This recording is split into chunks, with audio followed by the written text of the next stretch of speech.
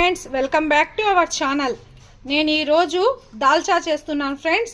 ఇది పెళ్ళిళ్ళలో చేస్తారు, ముస్లింల పెళ్ళిళ్ళలో. దాల్చా బగారా రైస్లో కానీ బిర్యానీలో కానీ సూపర్గా ఉంటుంది. దీనికి కావాల్సిన ఇంగ్రీడియంట్స్ శనగపప్పు ఫ్రెండ్స్. నేను హాఫ్ అన్ అవర్ ముందు 150 గ్రాముల శనగపప్పుని నానబెట్టుకున్నాను.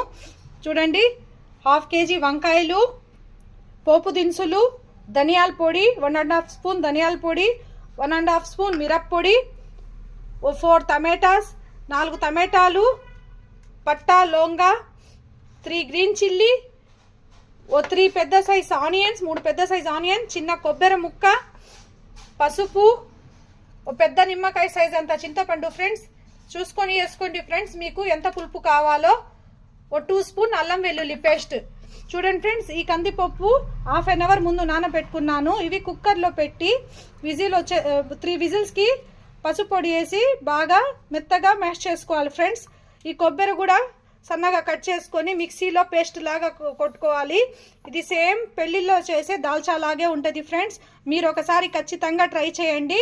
నేను మిక్సీ పట్టుకున్న తర్వాత మీకు చూపిస్తాను. చూడండి ఫ్రెండ్స్, నేను కొబ్బరి మొత్తం ఇందాక చూపించాను కదా, కొబ్బరి పేస్ట్ కొట్టుకున్నాను. మీరు పూర్తి వీడియో స్కిప్ కాకుండా చూడండి ఫ్రెండ్స్. ఇది స్టెప్ బై మీకు బాగా తెలుస్తుంది.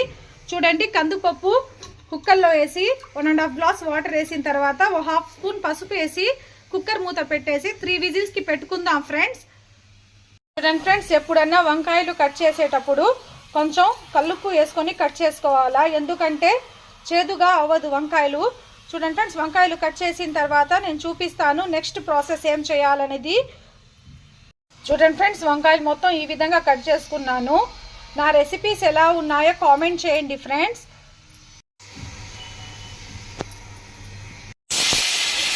స్టవ్ మీద డబ్రా పెట్టి డబ్రా హీట్ ఎక్కిన తర్వాత ఆయిల్ వేసుకోవాలి ఫ్రెండ్స్. ఈ దాల్చాకి ఆయిల్ కొంచెం ఎక్కువే పడుతుంది, మీరు చూసుకొని వేసుకోండి. ఆయిల్ హీట్ ఎక్కిన తర్వాత చూడండి ఫ్రెండ్స్, నేను చేసే రెసిపీ మొత్తం చూడండి, స్టెప్ బై స్టెప్ మీకు బాగా అర్థమవుద్ది. ఆయిల్ బాగా హీట్ ఎక్కింది ఫ్రెండ్స్. పట్టా లవంగాలు వేసుకోవాలా. పట్టా లవంగాలు వేసుకున్న తర్వాత ఆవాలు, పోపు దినుసులు కూడా వేసుకోండి ఫ్రెండ్స్. పోపు దినుసులు కూడా వేసుకున్న తర్వాత నేను ఇప్పుడు ఇవి కాలుతుండగా పచ్చిమిర్చి వేసేయాలా. పచ్చిమిర్చి వేసిన తర్వాత కరివేపాకు కూడా వేసుకోవాలి ఫ్రెండ్స్.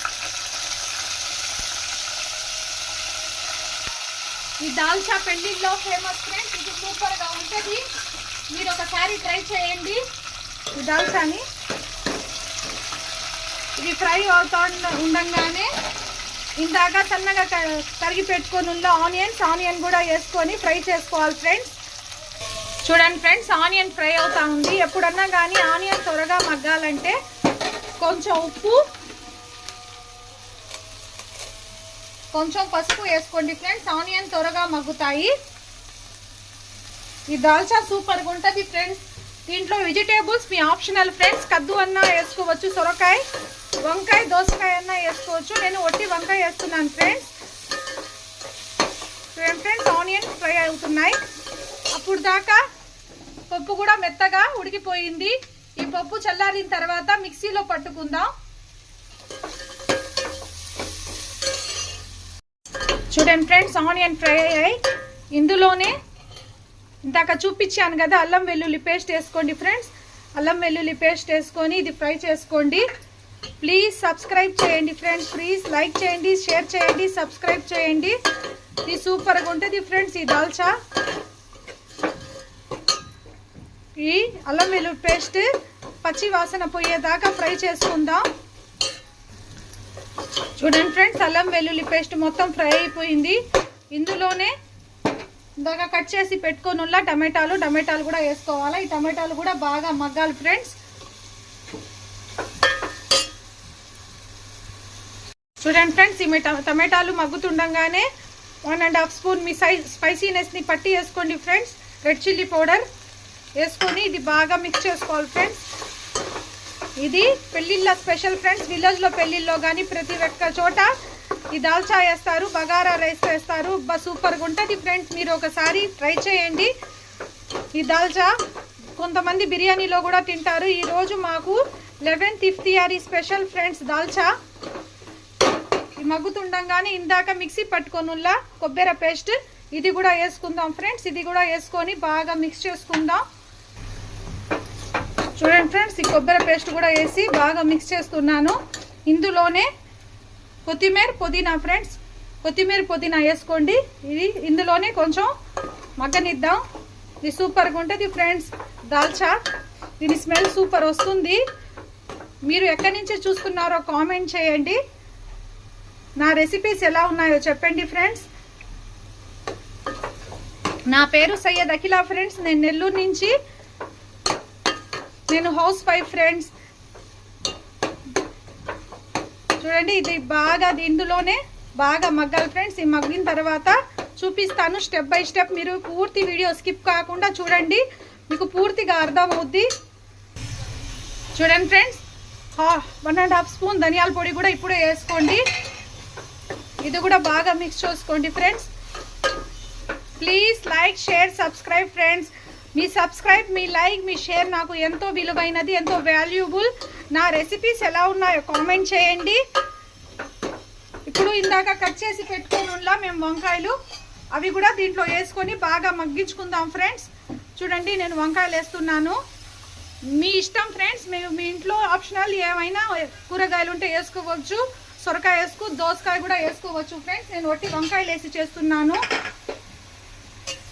చూడండి ఫ్రెండ్స్, వంకాయలు బాగా మగ్గిపోయాయి. దీంట్లోనే ఈ మసాలాలోనే ఇందాక మేము మిక్సీ పట్టుకున్నాను ఫ్రెండ్స్. ఈ శనగపప్పు, ఈ మిక్సీ పట్టుకున్న శనగపప్పు దీంట్లో వేసుకోవాలా.